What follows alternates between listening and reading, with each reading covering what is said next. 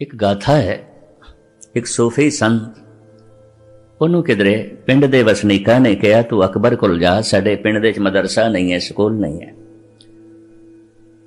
ते तेरा मान सन्मान बड़ा है, तेरे कहण नाल अकबर ने साडे पिंड दे मदरसा बना देना है, बच्चियां दी पढ़ाई का साधन हो जाना है, तू जा। ये फकीर सुते से सवेरे पहुंच गया और उदों अकबर दुआ दे सी और कह रहा सी, हे खुदावंद ताला तू मेरा राज पाठ होर वधा, मेरे खजाने होर भर, मैनू ताकत होर दे, मैं विश्व जेतू बना। इस तरह वह मंग रहा सी। फकीर कहता है मैं ते राजे को लाया सी ते बुलेखे नाल मंगते को ला गए, ये आप पे मंगदा है, ये आप मंग रहे हैं। जो वापस होया अकबर नूं भी महसूस होया कोई आया है पिछे और मुड़ रहा है। देखिया पिछे महान सूफी संत हजरत निजामुद्दीन दा चेला। रोकिया, फकीर साईं आए हो, दसो कोई कम की चाहिए है? कहने कुछ नहीं चाहिए, हूँ जिस तो तू मंग रहा सी ना उसे तो मंगांगा, जा तू अपना काम कर। जिस दे अंदर मंग जा रही है मंगता है, जो रज गया है राजा है। इस वास्ते गुरबाणी कहती है मनुख रजेवा लभ रहा और कुछ भी नहीं लभ रहा, तृप्ति लभ रहे। कुछ तार्किक लोगों ने कबीर नूं कहा भी तेनों कदी मस्जिद विच नहीं देखा तो नमाज पढ़न नहीं आउंदा। आपनूं शायद पता होए कबीर दे माता पिता ने इस्लाम कबूल कर लिया सी। कबीर नाम भी इस्लामी है, अरबी का शब्द है, तुहानूं पता है। कबीर कबीर कौन है, यदी जानकारी सानू रविदास देंदे ने, नामदेव देंदे ने। जितने भगत बैठे ना गुरु ग्रंथ साहिब दे एक दूजे का जिक्र करते हैं। इस तो मैनू ये समझ मिली ये सारे समकाली होए ने, एको ही वक्त च होए ने। नामदेव कबीर का जिक्र करते हैं, कबीर नामदेव का जिक्र करता है। रविदास कबीर का जिक्र करते हैं, कबीर रविदास का जिक्र करता है। नामदेव त्रिलोचन का जिक्र करते हैं, त्रिलोचन नामदेव का जिक्र करता है। ये सारे एक दूजे का नाम लेंदे ने अपनी बाणी। इस तो ये समझ मिली करीबन करीबन ये सारे समकाली ने। उम्र का थोड़ा जिहा भेद होवेगा, 2-4 साल 8-10 साल का, पर होए सारे एको ही समय ने। चलो एक पुख्ता सबूत मैं थोड़े सामने रखते हैं। कबीर का एक सलोक, हर सो हीरा छाड़ के करे आन की आस, ते नर दोजक जाएंगे सत भाखे रविदास। ये सलोक कबीर का है, कबीर दे सलोकां दे है। कबीर कह रहे ने रविदास बिल्कुल ठीक कह रहे हैं, यदि गल मन लो, तस्दीक कर रहे हैं। कबीर रविदास दी हां दे हां मिला रहे हैं। ते रविदास अपनी बाणी च कबीर का जिक्र करते। नामदेव कबीर त्रिलोचन सदना सैन तरे, कह रविदास सुनोरे संतो अर्जी ते सबे सरे। ये दोहां दे समकाली होने का सब तो वड्डा सबूत मिल गया। कबीर अपनी बाणी च रविदास का जिक्र करता है, रविदास अपनी बाणी च कबीर का जिक्र करता है। फिर रविदास ये दस दिन थानू पता है कबीर कौन है, ये कौन है? तो बड़ी कीमतियां पंक्तियां ने मैं थोड़े सामने रखा। जाके ईद बकरीद कुल गौ बद करे, मानिए शेख शहीद पीरा। जाके बाप ऐसी करी पूत ऐसी श्री, तेहू रे लोक प्रसिद्ध कबीरा। जिन्होंने कदी लड़ीवार धन गुरु ग्रंथ साहिब जी महाराज की बाणी का पाठ किया होगा, उन्होंने सामने पंक्तियां आईयां होणगियां। जाके ईद बकरीद कुल गौ बद करे, जिहदे घर दे बकरीद मनाई जाती सी और उस दिन गौ जबा की जाती सी। मानिए शेख शहीद पीरा, मज़ारां ते चदरां चढ़ाइया जांदियां सन, शेरनियां वंडियां जांदियां सन। जाके बाप ऐसी करी, प्यो ते ही कुछ करदा सी, कबीर दा पिता ते ही कुछ करदा सी। जाके बाप ऐसी करी पूत ऐसी श्री, तेहूरे लोक प्रसिद्ध कबीरा। लेकिन पुत्र नहीं करदा, क्यों? पुत्र दे ऐलानिया ए बोल ने, ना हम हिंदू ना मुसलमान, अल्लाह राम के पिंड परान। ये भगत कबीर दे बोल। मैं हिंदू नहीं हाँ, मैं मुस्लिम भी नहीं हाँ। पंडित मूला जो लिख दिया, छाड़ चले हम किछो न लिया। मेरा धार्मिक रहबर पंडित नहीं है और मेरा धार्मिक रहबर मौलवी भी नहीं है। मैं इन्हां दे पिछे चलण वाला नहीं, क्योंकि मैं हिंदू नहीं, मुसलमान नहीं। पर अल्लाह जपण दे च मैनू कोई एतराज नहीं, राम राम कहण दे च मैनू कोई हर्ज नहीं। अल्लाह राम के पिंड परान, ये शरीर ये प्राण अल्लाह दे ने, राम दे ने, पर मैं हिंदू मुस्लिम नहीं हाँ। तार्किक लोगों ने एक दिन कह दिता, कबीर तू कदे नमाज पढ़न नहीं आउंदा, खुदा दा ना लिया कर, बंदगी करया कर, तेनू कदी मस्जिद विच नहीं देखिया। पता है कबीर की कहंदे ने, देही महजिद मन मौलाना सहज नमाज गुजारे। साड़ी देही मस्जिद बन गई, साडा मन मौलवी बन गया। तुसीं 5 वक्त नमाज पढ़दे होवोगे, असीं हर वक्त पढ़दे। साड़ी काया मस्जिद बन गई। भगत पीपा जी कहंदे ने, कायो देवल कायो देवल, काहो जंगम जाति, काहो धूप दीप नहीं बेदा, काहो पूजो पाती। मेरी काया देवल बन गई है, देवता प्रगट हो गया। काया हरि मंदिर बन गई है। मंदिर दे इस वास्ते जाना है किसी दिन जिंदगी हरि मंदिर बन जाए। हरि मंदिर एवं शरीर है तिस विच सच्चे का वास। मस्जिद दे इस वास्ते जाना है किसी दिन जिंदगी खाना है खुदा बन जाए। गुरुद्वारे इस वास्ते जाना है कि दिन जीवन गुरु दा रूप हो जाए, तो गुरु मान नाल कह दे मेरा अपना ही रूप है। खालसा मेरो रूप है खास, खालसे मैं हूं करो निवास। मंदिर मस्जिद किस वास्ते जाने हैं, परमात्मा याद आवे। और यकीन जानो जिहदी जिंदगी हरि मंदिर हो जाए, उन्होंने वेख के भी रब याद आंदा है। इस वास्ते असीं अरदास दे च शब्द ऐड कीते हुए ने, सही संत गुरमुख प्यारे मेल, जिन्हां मिलिया तेरा नाम चेते आवे। जिन्हां दी जिंदगी हरि मंदिर हो गई, जिन्हां दा जीवन गुरु वर्गा हो गया, और गुरु मान नाल कहे मेरा है, मेरा अपना ही रूप। गुरुद्वारे गया होया उस दिन सफल समझ लो, जिस दिन मनुख गुरु दा रूप हो जाता है। उस तो पहले नहीं, उस तो पहले रस्ते च है, अजे पहुंचे कोई नहीं। मंदिर गया होया उसे दा ही सफल, जिहदी जिंदगी हरि मंदिर बन जाए। नमाज पढ़ी हुई उसे दी सफल, जिहदी जिंदगी खाना है खुदा बन जाए। भगत कबीर इस तरह कहते हैं, देही महजिद, मेरी देही मस्जिद बन गई है। तो मुख्तसर में अर्ज करा, जिस दिन नौनिध नाम प्रगट हो जाता है, काया हरि मंदिर बन जाती है। भगत पीपा जी यही कह रहे हैं, काया बहुखंड खोजते नौनिध पाई, ना कछ आए बो ना कछ जाए बो, राम की दुहाई।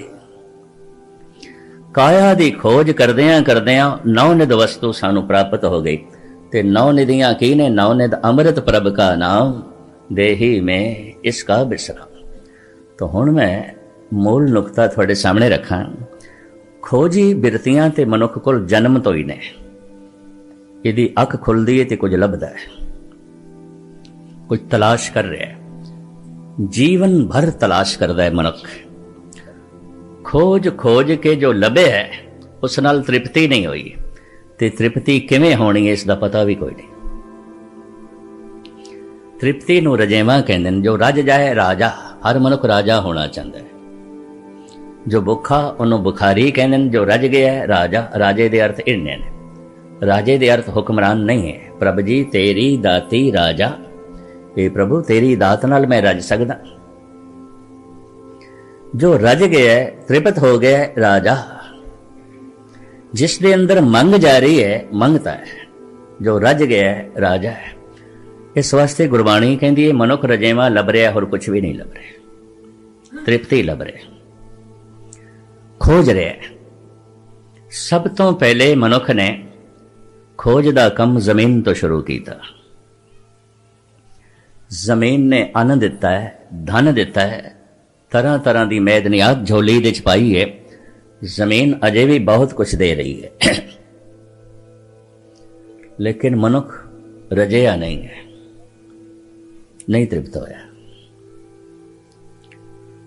फिर मनुख इन्हें पहाड़ां दे सीने चीरे। पहाड़ां दे चों सोना मिलिया, चांदी मिली, हीरे मिले, जवाहरात मिले। मूंगे मिले, नीलम मिले, पन्ने मिले, लोहा मिले, तांबा मिले, बड़ा कुछ पहाड़ा ने मनुख दी झोली च पाया है और दे रहे हैं। लेकिन मनुख रजया नहीं है। पहाड़ भी नहीं रजा सके, जमीन भी नहीं रजा सकी। फिर मनुख ने सागरां दे पानी नूं छाणिया, समुंदर नूं छाणिया, तरह तरह की सौगात मैदनियात सागर ने भी मनुख की झोली च पाई है। बहुत कुछ पाई है और बहुत कुछ सागर भी दे रहे हैं, लेकिन मनुख नहीं रजया। इन्ना वड्डा सागर, 3 हिस्से समुंदर है, 1 हिस्सा जमीन है। ना ये समुंदर मनुख नूं रजा सके, ना ये धरती, ना ये पहाड़। फिर मनुख दियां नज़रां जिहड़ियां ने आसमान ते गईयां। सब तो नेड़े ग्रह सी चंद्रमा। तो फिर ये सोचिया शायद उत्थों कुछ लभे और असी माला माल हो जाइए। उस वक्त दियां 2 हुकूमतां रशिया ते अमेरिका, सैकड़े साइंटिस्ट दिन रात दिमाग खपांदे रहे, हज़ारां टेक्नीशियन जुड़े रहे, अरबां खरबां डॉलर खर्च हुए 2 मुल्कां दे। चोटी दे सियाणे साइंटिस्ट दिन रात मगज खपाई करते रहे। कितने इंजीनियर, कितने टेक्नीशियन, कितनी लेबर दिन रात लगी रही। अरबां खरबां डॉलर 2 मुल्कां दे खर्च होए तां किधरे मनुख एक दिन चंद्रमा ते पहुंचण दे सफल होया। जिस दिन मनुख दे पैर चंद ते टिके सन, सारी दुनिया दे हुलास दी लहर दौड़ गई सी। दुनिया बहुत खुश, मनुख चंद ते पहुंच गया, चंद्रमा ते पहुंच गया। उन्हां दिनां दे एक महान उर्दू दा माया नाज शायर जिंदा सी, जिगर मुरादाबादी, हुण ते नहीं है। उहदी जबान चो एक बोल निकलिया, आसमानों की तमन्ना करने वाले जमीन भी हाथ से जाती रहेगी।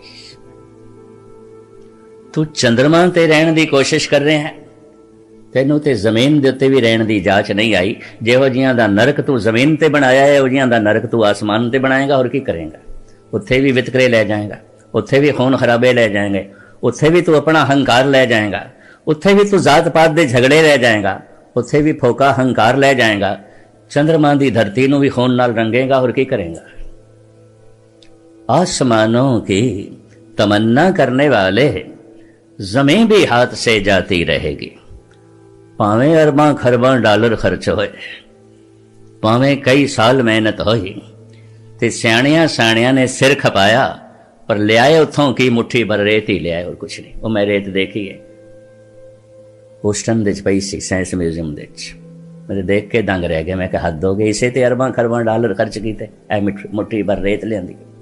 ये भारत देश भी वो रेत दिखाने वास्ते लियाए सन। प्रगति मैदान दे 1 महीना पई रही सी, लोकी लैन ला के वेखदे सन। बड़ी लंबी लैन, चंद्रमा दी मिट्टी। मैं कहा हद हो गई, इन्ना खर्च, इतनी मेहनत, लियांदी मुट्ठी भर रेत मिट्टी। हुण मनुख दियां निगाहां मंगल ते ने, शनि ते अगे ने। चंद्रमा तो कुछ नहीं मिलिया, शायद अगों कुछ मिले, तो हम होर अगे जाने की कोशिश पे करते हैं। धन गुरु नानक देव जी महाराज की बाणी कहती, किधरे भी चला जा, तेरी लोड़ां की पूर्ति हो जाएगी, सुख नहीं मिलेगा, नहीं मिलेगा। न जमीन ते मिलेगा, न आसमान ते मिलेगा, न चंद्रमा ते मिलेगा, न मंगल ते मिलेगा। देश बदल ले, घर बदल ले, मुल्क बदल ले, मजहब बदल ले, जात पात तो बदल ले, शहर बदल ले, सुख नहीं मिलेगा। सिर्फ लोड़ां की पूर्ति होगी। फिर किवें मिलेगा, कित्थों मिलेगा? तो साहब कहते ने, एक है जगह ऐसी, अगर तू खोजें मिलेगा। खोज करदे हैं उंज नहीं, लेकिन मिलेगा।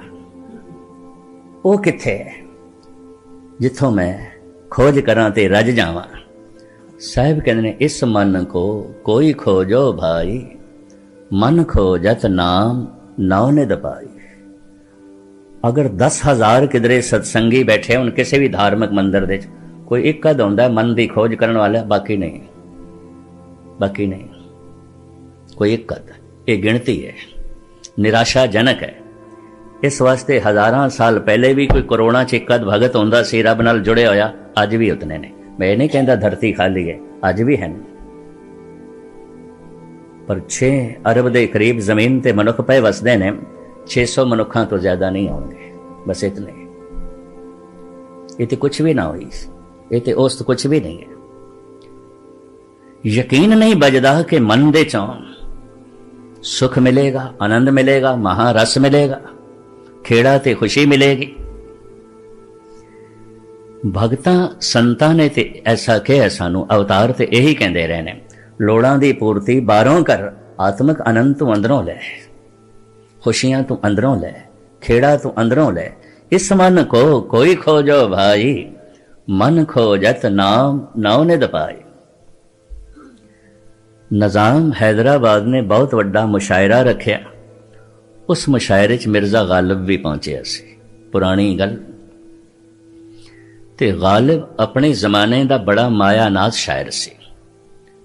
इकबाल भी कहता है कि गालिब नूं पढ़ के मैनूं पता चलिया है कि मनुख का दिमाग कितना उच्चा सोच सकता है तो कितना गहरा सोच सकता है। कहता इस बंदे नूं पढ़ के पता चलिया, उंज नहीं पता मैनूं चलना सी, कहता मैं भुलेखे च रहना सी, पर इनू पढ़ के मैनूं हौसला मिलिया है कि मनुख इतना गहराई च भी जा सकता है, इतना बुलंद भी जा सकता है। जिहड़ी गल उच्ची होवेगी वो गहरी भी होएगी। जिस दरख्त ने अपनियां शाखावां नूं आसमान तक लै जाना है, उन्होंने अपनियां जड़ां पाताल तक लै जानियां पैंदियां। ये रब्बी नियम है। जो दरख्त गहरा नहीं जा सकता वो दरख्त उच्चा भी नहीं उठ सकेगा। जो गल गहरी नहीं वो उच्ची भी नहीं, और जो उच्ची नहीं वो गहरी भी नहीं। इकबाल कहता इस बंदे नूं पढ़ के मैनूं पता चलिया कि मनुख इतना गहरा भी जा सकता है, इतना बुलंदियां नूं भी छू सकता है, लेकिन आर्थिक तौर पर खुददार होने करके बड़ा मुफलिस सी गालिब, अत्यंत मुफलिस। मुशायरे तो बाहर आया तो एक खानवार पहाड़ां दे सीने चीर के हीरे लभदा हुंदा सी। अजे भी गोलकुंडा दियां पहाड़ियां दे लोकी लभदे ने। भारत दे एक शहर दा नाम है पन्ना, मध्य भारत दा शहर, उस शहर दा नाम है पन्ना। कोई 30,000 बंदे उन्हां दा धंधा ही है, उत्थे हीरे पन्ने लभदे रहिंदे ने, पहाड़ां च मिलदे ने, छोटे छोटे ते बथेरियां नूं मिलदे ने, कदी कदाई किसी नूं वड्डा भी लभ जांदा है। उस शहर दा नाम ही है पन्ना। एक कम धंधा ही यही है। 30,000 बंदियां दी रोजी इसे ते ही है, पहाड़ दे चों हीरे लभदे रहिंदे, पन्ने लभदे रहिंदे। ते हैदराबाद दे नेड़े भी इस तरह के खोजी बंदे पहाड़ां दी खुदाई करके लभदे रहिंदे। उस खानवार ने गालिब नूं कहा तू मेरा शागिर्द बन, मैं तेनूं दसांगा पहाड़ां दे सीने चीर के हीरे किवें लभी देने, पन्ने किवें लभी देने, जवाहर किवें लभी देने, और तू माला माल हो जाएगा। गालिब कहने लगा मित्रा फिर तू मेरा शागिर्द बन, मैं तेनों दसांगा अपना ही सीना चीर के खुदाई कलाम किवें कड्डी दा, रब्बी ज्ञान किवें कड्डी दा, मैं तेनों दसांगा, तू मेरा चेला बन। बड़े कीमती बोल उसने आखे ने, सुखन क्या कह नहीं सकते, जोया हूं जो जौहर का, जिगर क्या हम नहीं रखते, जो खोदे जाके मैदन को। कहता पहाड़ां दे सीने ते मैं तां चीरां जे मैं अपना सीना ना रखदा। तू चीर पहाड़ां दे सीने, चमकदे पत्थर तैनूं मिलणगे, मैं चीरांगा अपना सीना, चमकदा होया खुदा मैनूं मिलेगा, रब्बी नूर मैनूं मिलेगा, रब्बी ज्ञान मैनूं मिलेगा। हिंदुआं नूं समझाण दा ते कहण दा ढंग नहीं आया बई हनुमान ने अपना सीना चीरिया और राम नूं प्रगट कीता। गल उही है हनुमान दे नाल भी जो गालिब कह रहे हैं, पर मैं इतिहास जोड़ दिता है। कहते ने प्रसन्न होके खुश होके सीता ने अपने गल चो मोतियां दी माला उतार के हनुमान नूं दे दी, भी तू मदद बहुत की, सेवा बहुत की, ऐ लै।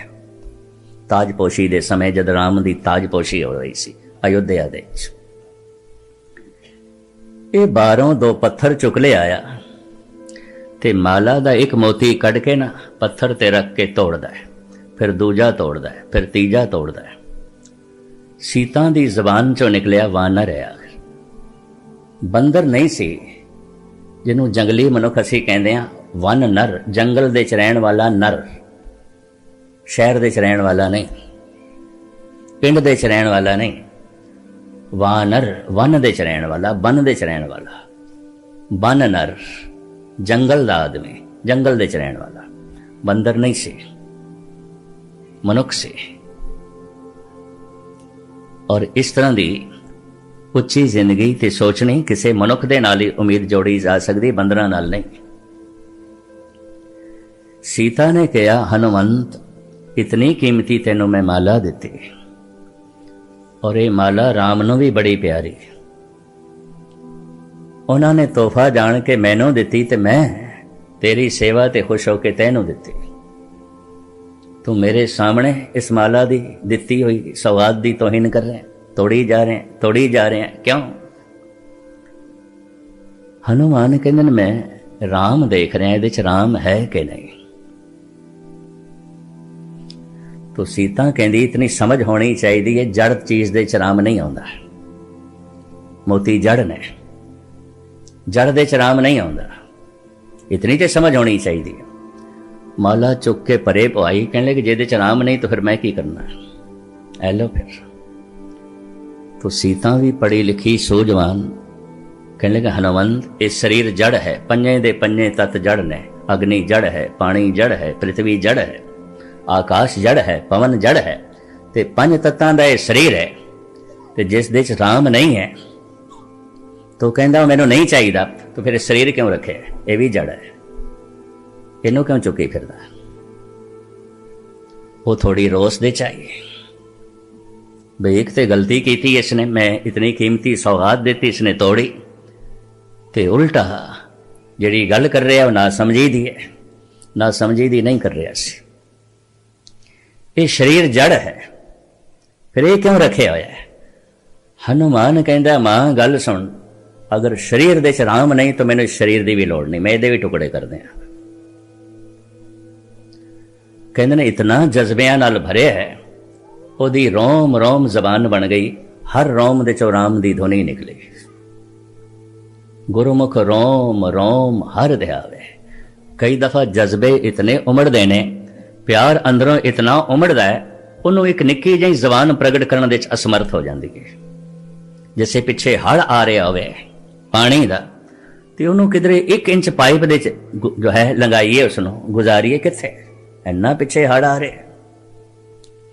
जज्बियां दा हड़, भावनावां दा हड़, प्रेम दा हड़ जद उछल पैंदा है, ये जबान छोटी पै जाती है, एक एक रोम रसना बन जाती है। मैं ग्रंथां दे पढ़िया ऐसा सी, पर मेरी तर्क बुद्धि रही है, बचपन तो मैं मनदा नहीं सी, ऐसा मैं मनदा नहीं सी। पढ़िया मैं स्वामी राम तीरथ बारे भी सी, पढ़िया मैं संत बाबा अतर सिंह बारे भी सी। सेवादार रात नूं संत बाबा अतर सिंह दे कमरे चला गया इस वास्ते, कमरे चो आवाज आ रही सी वाहेगुरु वाहेगुरु। ते सेवादार ने सोचा बाबा जी ते सौ रहे ने, नींद च ने, कोई होर आदमी चला गया अंदर, वाहेगुरु वाहेगुरु जप रहा है, तो बाबा जी की नींद खराब करेगा, किसी होर जगह उसनों बैठना चाहिए। इस बुलेखे सेवादार संत अतर सिंह जी के कमरे चला गया। बई उन्होंने मैं कहा जे तू नाम जपना भी है तो बाहर आके बैठ, किसी होर कमरे च बैठ, जिथे बाबा जी सुते पैन उत्थे जपदा पै। और कमरे च की देखदा, कल्ले बाबा जी ने, और शरीर दे चों आवाज आ रही है वाहेगुरु वाहेगुरु। मुंह बंद से, एक एक रोम रसना बनी हुई सी, रोंगटे खड़े सन। अभ्यासियां कोल मैं सुनिया और ये भगत माल च पढ़िया, लेकिन विश्वास नहीं बजदा सी। फिर इन्हां अखां ने 1-2 पुरुष देखे ने, और अजे भी मौजूद, जिन्हां दी मैं ये दशा देखी, जिन्हां दी मैं ये हालत देखी। ऐसी हालत देख के सब तो पहले जो मैनू दिखाई दिता, अपनी भुल दिखाई दी, अपनी मूर्खता दिखाई दी। मैं कहा नहीं, ये जो बाणी कह रही है गुरुमुख रोम रोम हर रहा है, गुरुमुख इतना जज्बिਆਂ ਨਾਲ भर ਜਾਂਦਾ है, इतनी भावनावां ਨਾਲ भर ਜਾਂਦਾ है, एक जबान छोटी पै जाती है, रोम रोम रसना बन जाती है।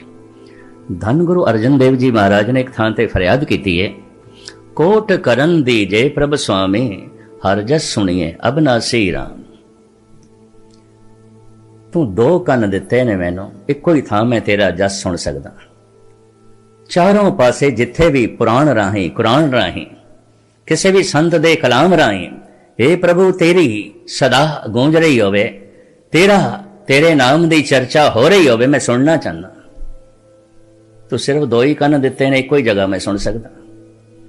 गुरु अर्जन देव जी, कोट करन दीजे प्रभ स्वामी, ये प्रभ मैनू करोड़ा कन दे, इन्हां दो कन्नां नाल गल नहीं बनदी। की करोगे करोड़ा कन्नां दा, की करोगे? हर जस सुनिए अविनाशी राम, तेरे जस दे इतना आनंद है, आनंद है, आनंद दा सागर है, पर की करा कन्नां दे दो कटोरे बड़े छोटे ने, मैनू करोड़ा कन दे, मैं हर पासे सुना।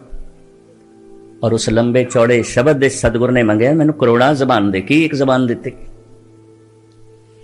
तेरे नाम जपण दे इतना रस, इतना आनंद, एक ही जबान तो दे दी, मैनू करोड़ा दे। भाई गुरदास भी ऐसा कहते ने करोड़ा ही रोम ने शरीर दे बन जाते ने, एक एक रोम रसना बन जाती है। गुरमुख रोम रोम हर दयावे। टीड़ी गढ़वाल दा राजा ते स्वामी राम तीरथ नूं पागल समझ बैठा सी, ਉਹਦੇ भी रोम रोम दे चो राम दी धुन निकली सी। रात दा वकत उन्होंने मेहमान खाने ठहरे होया, ठहराया उन्होंने, पर यह धुनी सुन के राजा भी हैरान होया, मैं कोई पागल बंदा तो नहीं वाड़ लिया, किसी पागल बंदे नाल ते दोस्ती नहीं कर ली मैं। ये प्रोफैसर पूरन सिंह ने सारी वार्ता लिखी स्वामी राम तीरथ दी। तो कहने तो मुराद, जब रोम रोम दे चों राम दी धुन प्रगट होई तो हाथ जोड़ने पै गए सीता नूं भी। हाँ, शरीर भावें जड़ है, हनुमंत इस जड़ दे विच भी राम है। भावें पत्थर जड़ है, उस विच भी राम है। कोई ऐसी जगह नहीं जिहदे च राम नहीं है। राम तो बिना कुछ भी नहीं है, सब कुछ तो राम दे च है, सब कुछ तो परमात्मा दे च है। उत्थे सीता दे हाथ जुड़ गए। गालिब कहंदा सुखन क्या कह नहीं सकते, जोया हूं जो जौहर का, जिगर क्या हम नहीं रखते, जो खोदे जाके मैदान को। पहाड़ां दे सीने में तां चीरां जिवें अपना सीना नहीं रखता। जद भी प्रभु दा नाम प्रगट होंदा, अपने सीने चों ही प्रगट होंदा। खुदाई करनी पैंदी है। ठीक है, मनुख ने जमीन की खुदाई की थी, जमीन ने बड़ा अन्न धन दिता है, पहाड़ा ने बहुत कुछ दिता है, सागर ने बहुत कुछ दिता है और दे रहा है। आसमान तो अजे ते भावें मनुख मिट्टी ले आए, पता है कल की ले आवे, लेकिन जो कुछ भी ले आएगा लोड़ां दी पूर्ति होवेगी, आनंद नहीं मिलेगा, सुख नहीं मिलेगा।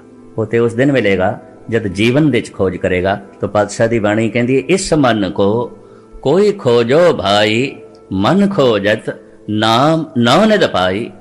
इस दी खोज किवें करिए? मैं एक दफा फिर दोहरावां, पदार्थ लभना है, बाहरों लभना पेगा, लभना चाहिए। परमात्मा लभना है, अंदरों लभना पेगा, बाहरों नहीं मिलेगा। बाहर टोले सो भरम बुलाई। गुरु तेग बहादुर साहब जी महाराज कहंदे, काहे रे मन खोजन जाई, सर्ब निवासी सदा अलेपा, तो ही संग समा।